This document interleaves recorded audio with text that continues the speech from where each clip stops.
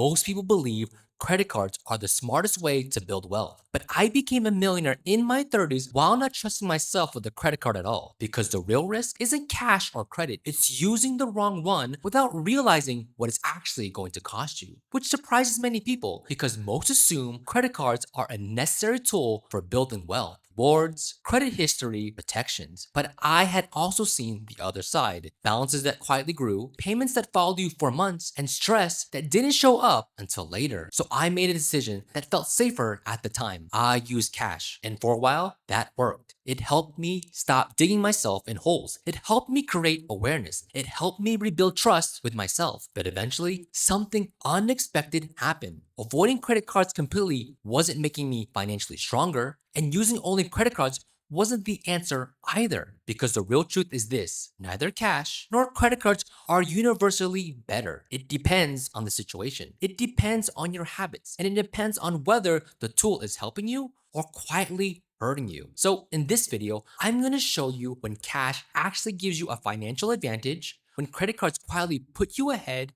and the specific mistake most people make that keeps them stuck without realizing it until later. And in the end, you'll know exactly which one to use in each situation so you can protect your money, build your financial profile, and avoid the hidden traps that cost people thousands over time. Let's start with when cash is actually the better choice. Because cash has one advantage that no credit card can replicate: it creates friction. When you hand over physical money, you feel it leave, you see it disappear. There's no delay, no buffer, no illusion, and that friction, it creates awareness. This is one of the reasons cash is so effective if you're trying to regain control of your spending. When I was rebuilding our financial foundation, there were times when we would use cash for everyday categories. And when the cash was gone, that was it. Not because we couldn't technically use a card, but because the boundary mattered more than the convenience. Cash creates a natural stop point. Credit cards remove that stop point. And most people don't realize how much that affects their behavior. When you swipe a card, your brain doesn't register the loss the same way. It feels delayed, abstract, less real. But cash makes it feel real immediately. That's why cash is so powerful when discipline is still being built. It protects your behavior. Do you personally spend differently when you use cash versus a credit card? Let me know in the comments down below. Cash also makes more financial sense when using your credit card would actually cost you more money. You've probably seen businesses add a surcharge for using a card: 2%, 3%, sometimes more. At first, it seems minor, but those percentages matter. If your credit card earns 1% cash back, but the merchant charges a 3% fee, you're losing money by using the card quietly, consistently. Financially aware people don't use credit cards blindly. They do the math. If the card creates value, they use it. If it creates cost, they use cash. Not emotional, intentional. But while cash protects behavior, credit cards protect systems. And this is where credit cards become incredibly useful when used correctly. One of the biggest advantages of credit cards is protection. If you lose cash, it's gone. There's no recovery. But if your credit card is compromised, fraudulent charges can be disputed. Transactions can be reversed. You have a layer of defense between your money and the outside world.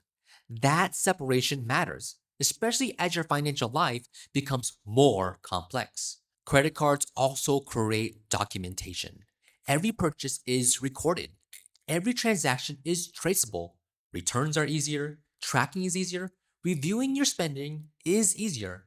But cash leaves no trail. Credit creates clarity. Credit cards also help you build your financial identity. Lenders don't measure how responsibly you use cash, they measure how responsibly you use credit. This affects your ability to qualify for mortgages, it affects your interest rate, it affects your access to financial opportunities later. Using a credit card responsibly and paying it off in full helps build that profile over time, not by borrowing money, but by demonstrating control. Credit cards also create small financial advantages through rewards, cashbacks, points, travel benefits. Individually, they don't seem life changing, but over years of normal spending, they add up. Financially stable households route their existing expenses through credit cards, earn rewards, and pay the balance in full. They capture value without creating debt. But this only works if discipline already exists. Otherwise, interest destroys the advantage. That's the guardrail. Credit cards are not a source of extra money, they're a payment tool. And if you're someone who wants to use money more intentionally instead of just reacting to it, subscribe to the channel. That's exactly what these videos are here to help you do. So the real question isn't, is cash better? Are credit cards better? The real question is, which one gives you the advantage in this specific moment? That's the difference. Today, we use both. There are situations where cash still makes more sense, situations where the friction is helpful, situations where it avoids unnecessary fees. And there are situations where credit cards make more sense, situations where protection, tracking, and efficiency matter more. But the key difference now is being intentional. We decide before the transaction, not during it. We don't use credit cards to spend money we don't have. We use credit cards to manage money we already plan to spend. That's the shift. Cash protects behavior, credit cards protect systems. And financially stable people use both. For a long time, I thought the goal was to pick the right payment method, cash or credit cards. But the real goal isn't loyalty to a tool, it's control. Sometimes cash gives you that control. Sometimes credit cards gives you that control.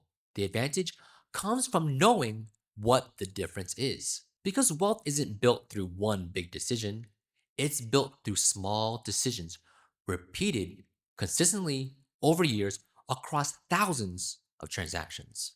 And if this video helped you see cash and credit cards differently, hit the like button so I know to make more videos just like this. And subscribe if you want to learn how financially stable people actually use everyday tools to build wealth. And I'd like to know your situation. Do you feel more in control using cash or credit cards? Let me know in the comments down below. Thank you for your time. I'll see you in the next video.